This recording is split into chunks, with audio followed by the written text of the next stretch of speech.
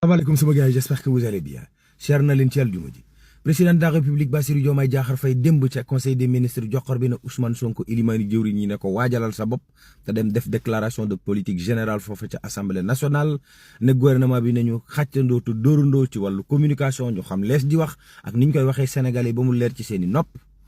Fal nañu 81 personnes yu ees yoo xam ne ay poste yoo ñooñ président Macky Sall yoroon tuxalal nañ leen fa jox ko ñu mel ne professeur Bamba Diagne Ngouda Mboup ex Ousmane Diagne ay poste yu expert lu tolloog 81. El Malick Ndiaye daal jàkkaarloog waa transport bi ci waxtaan wu ñu amoon ne leen transport bi ñun ñoo ko mën a suppar ñi joyantiwaat ko ba mu mel ni mu bëgg ni nu bëgg ndax waa Sénégal mën cee jariñu 17 fu ñuy mën a defee visite technique daan ko am yu expert. ARTP daal ne connexion beeg appel téléphonique wala communication daan ko wàññi lool ba sénégalais yi yëg ko waaw bu ko defee kon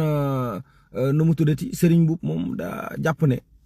li ñuy def maanaam di laaj lempo état bi ni ñu koy laajee nii moo nar a nërmeel économie réew mi bu ñu fayul lempo nu ñuy def moom waaw taw démb bi nag indi na ay gàllankoor ci gox yu mel ne Kaffrine Touba ak yenn diwaan ci Ndakaaru xaw ndox mi taw na démb la jël leen taskatu xibaar yi xëy bind ko ma yeggal leen ko waaw Amadou Ba boo sàgganut moom moo nar a indi mbiiloo mbaaloo gi gën a mag jamono ji ca APR waaw Sangomar la muy génnee ca pétrole boo sàgganut Sénégal du mën a jëriñoo lépp dañuy continuer di importer ndax SAR mi fi nekk mënut a raffiner lépp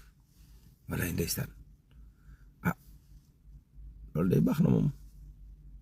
gën na Tamba musiba naaru laay benn policier la fa benn camion dër mu génn àdduna yàlla na ko yàlla yërëm juma mu baax ak